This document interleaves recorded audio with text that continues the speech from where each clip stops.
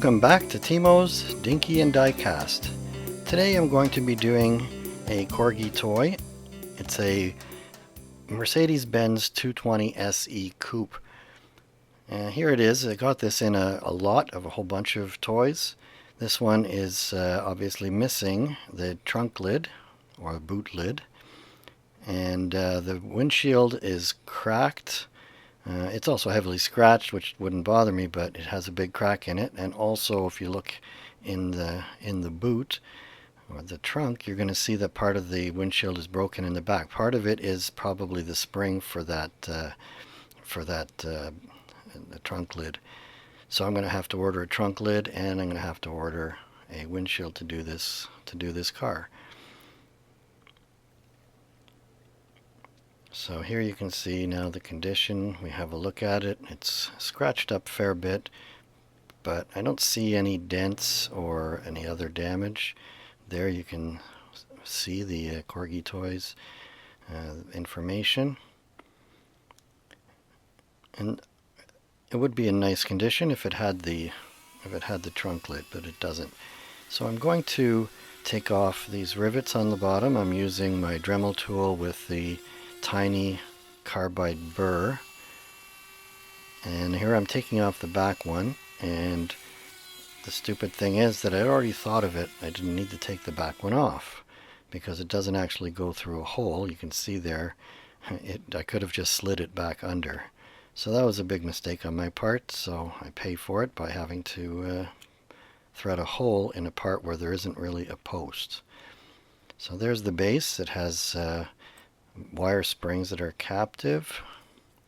Here the interior. The interior looks really good. There's no problem with it at all.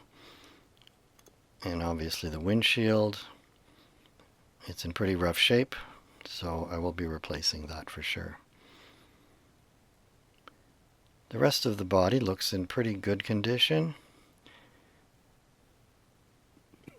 There's nothing that needs to be repaired. Now these tires are all rock hard. Some of them are damaged. They've flattened out and they're not salvageable. 99% of the tires on these old Dinky and Corgi toys, if they're still original, they're already destroyed. So there, the whole thing looks in really good condition. So here I'm having to drill into the tailgate of the car because there's no post, no place for it to put that rivet. The rivet was just on the end of the tailgate. So I'll have to put a screw in here, and I could have saved myself a lot of trouble. But I'm going through the tailgate. Tailgate's actually pretty thick. The screw will have to be a 256 hex button heads cap screw. And it's the smaller size. I find that the Corgi toys seem to all need a smaller size of screw than I can do with the Dinky toys. It's interesting. It's just an observation, but it makes you wonder why. So here I'm doing the tapping in the milling machine. And you can't see it here, but I've got the chuck, the drill chuck, with the jaws partly open, and it gives me a surface that's perfectly level, and it's actually pressing against the top of that tap wrench. So there, I got some threads in it, and I'm going to take that out.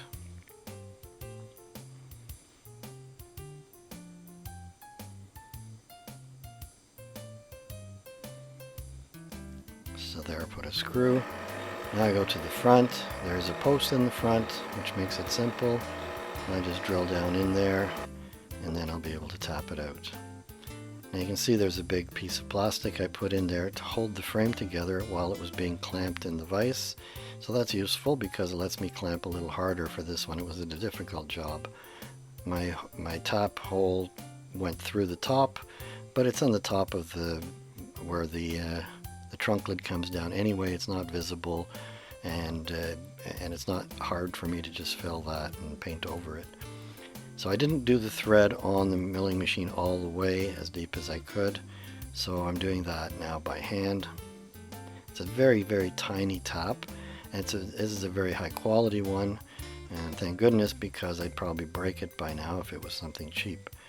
This one is it's a spiral point tap, which means that you don't have to back it up. You can just drive it straight in, and it's designed for a machine tapping a hole, and it just pushes the swarf ahead of it. So usually it's for a through hole. In this case, in the front, it's not a through hole, so I'm packing the bottom of the hole with the swarf. But it's not going to matter. I don't really need a huge length of screw there.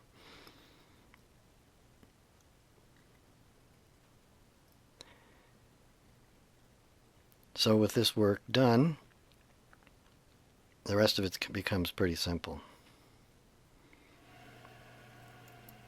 Now for the base, I usually would cut these axles off, but I think I'm just going to polish these hubs in place in C2, and then I'll cover them up when I paint the base. So here I could swear that I recorded buffing those on the buffing wheel. So here they're already buffed, and I've tried to clean them off, but deep in those hubs, there's still gunk in there. So I'm using these cocktail sticks to get that out and to clean it up.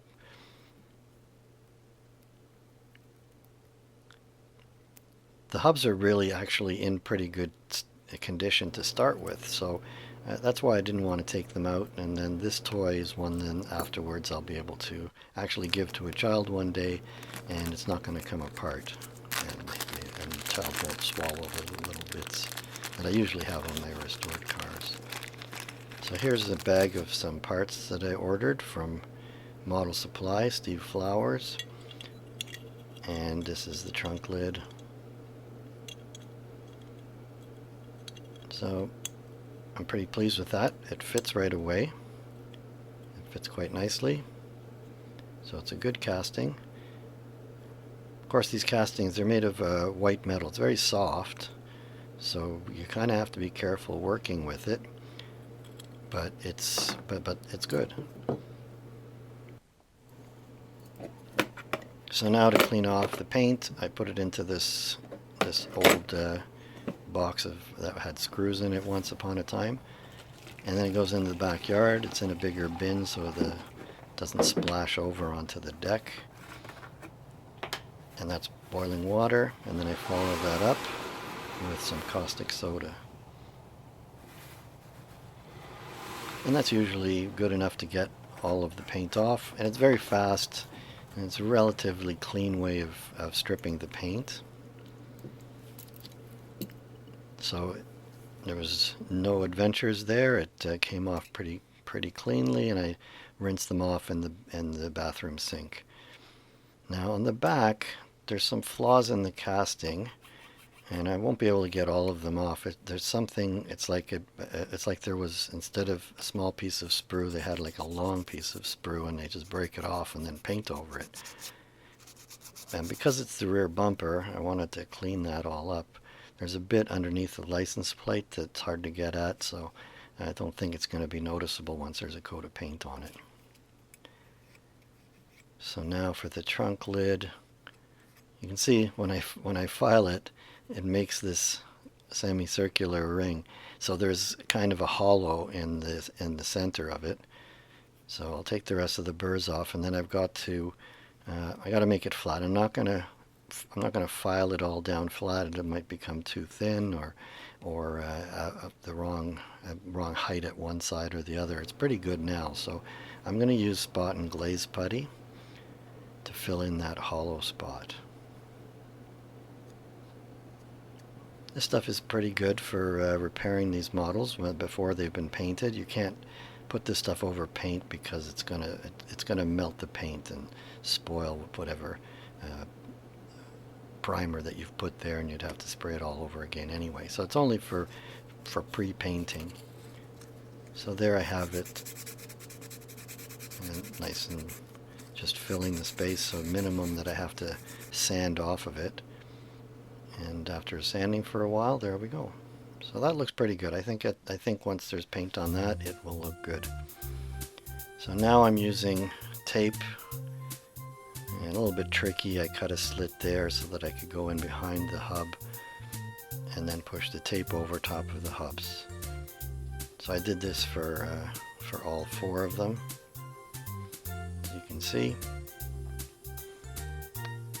And now for the trunk lid, I put tape over the one pivot pin, and on the other one I'm putting a little bit of this rubbery masking material. It's kind of a good concept, but if it gets too dry, it's hard to take off again, so I'm kind of wary of using it, but I think in that case I'm going to be able to get it off. So here I'm using gray primer. This is just automotive primer from the Canadian Tire hardware store.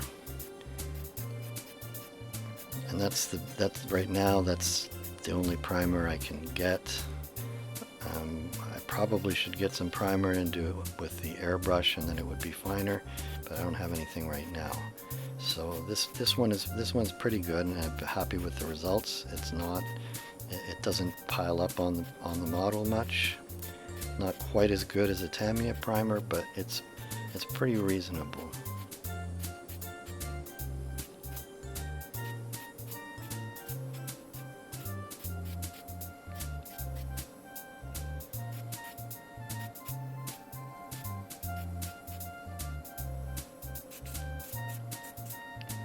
Now I'm putting a little bit more on the base.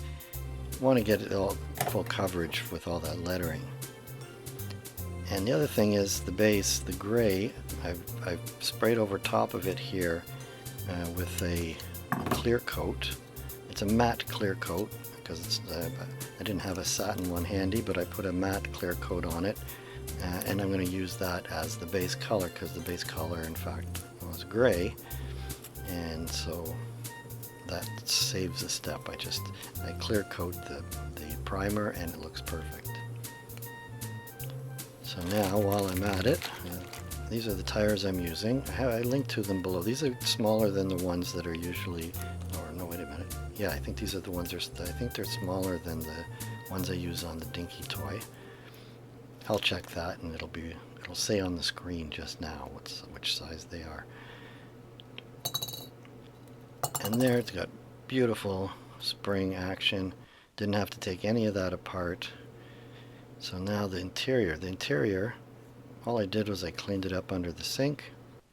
I'm just going to use it like that. Now for the windshield, obviously, it's not worth salvaging, mostly because it's missing that spring in the back, but it also has a crack that would always be there. So my latest order from Model Supply, they sent me some more windshields. So here's the new one. You can see the little tab on the back. That's the spring, and it looks beautiful. It's very, very shiny.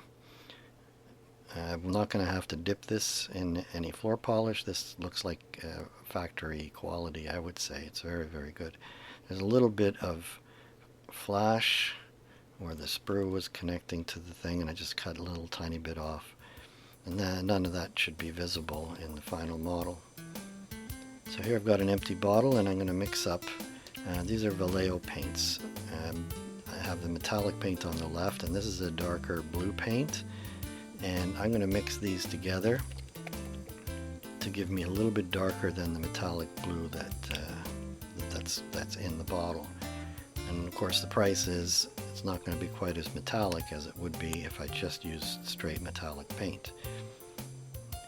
So here I've got, I believe it's the retarder, and that's going to slow the drying so that it will level out and it will dry more shiny. And it's still a little bit thick, so I put in some reducer, thinner by anybody else's description, so I can get it to a consistency that's going to flow nicely out of the airbrush.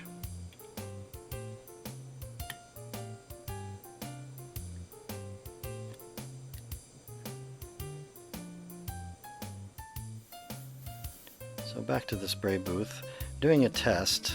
I don't have any spoons handy, but what I do have is some plastic knives.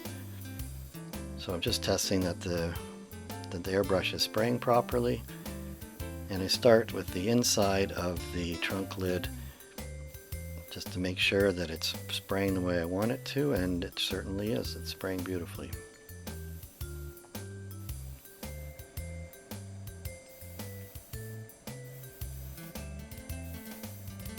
I'm spraying this is a kind of a light coat, and I'm letting it dry a little bit in between. It's better to take your time on these things and put lighter coats on it so that it dries in between, so that you can put more on it, but it won't run. The worst nightmare is if you put too much and it runs, and then you pretty much have to start over.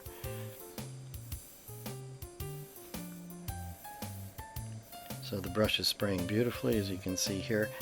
This video, actually, there are so few things to be done on it that it can be a short video and still show the process of my painting a little bit longer than I would normally do it.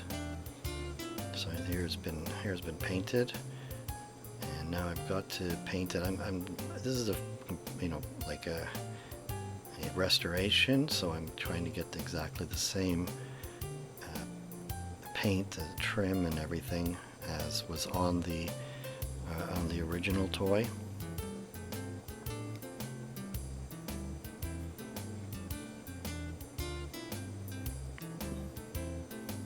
You can see it's a painstaking process when I'm taping, so I usually don't show you much of any of it. I just show a little bit of taping and then show you what it looks like after it's all been taped up.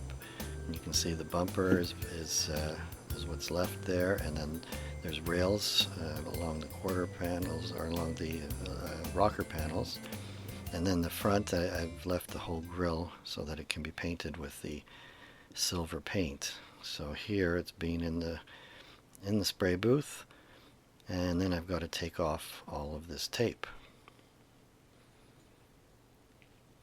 Spraying the thing doesn't take any time at all. It's the putting the tape on and taking the tape off that takes all of the time in this process.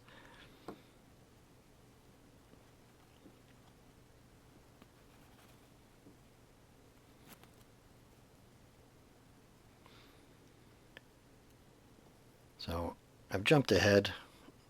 There's so many little pieces of tape on this that it would take a long time, and I kind of like the idea that I can show still a lot of stuff in full time and keep it as a fairly short video. Oh, there's one more piece of tape. That's the little piece that's covering the part that the casting is still pretty poor under there. But it's not really noticeable once the paint is on there, so I think it'll work out. Now I'm taking that rubbery stuff off. I put it onto those screws. I could just take the screws off and put new ones there, but I'm going to take the stuff off. It's not that difficult if it's on a surface like that where it's way out in the open. And then here I'm taking it off of the pivot for the trunk. You can see it's a little bit of a nuisance to get all the little bits off, and they're sticking, they're clinging there like crazy.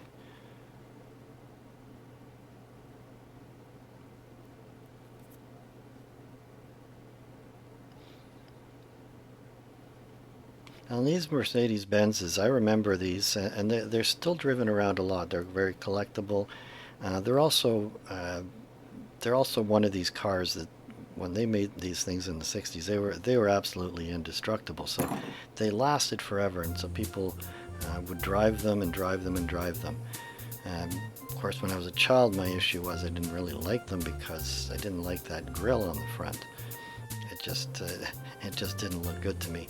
I was kind of worried about this toy, but then I realized that it's a toy, and it's not the same as the car driving on the road. This is a toy that the child's gonna be driving around and getting in the store, getting as a gift, and they're so excited because it's beautiful, and that's what's happening with this model. It really is turning out just a beautiful model, and I can get the feeling of how a child would feel getting a model like this.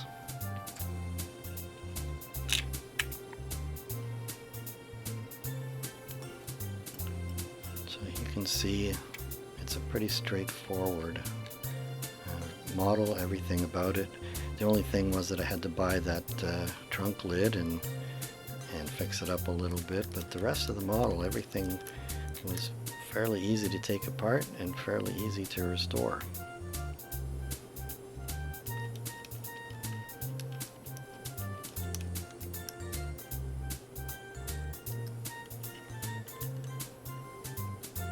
I put that piece of tape across the trunk because it would fall off while I was assembling it, and now I can test it for the first time and see if it works. Beautiful, beautiful. That little spring holds it up and it snaps back down beautifully. So it's just bouncy.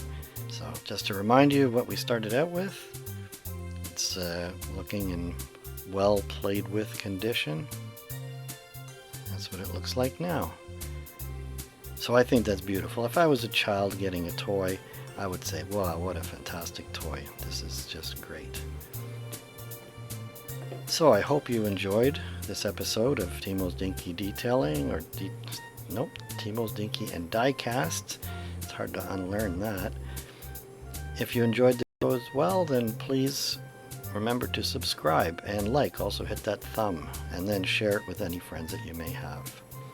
So until next time, be seeing you.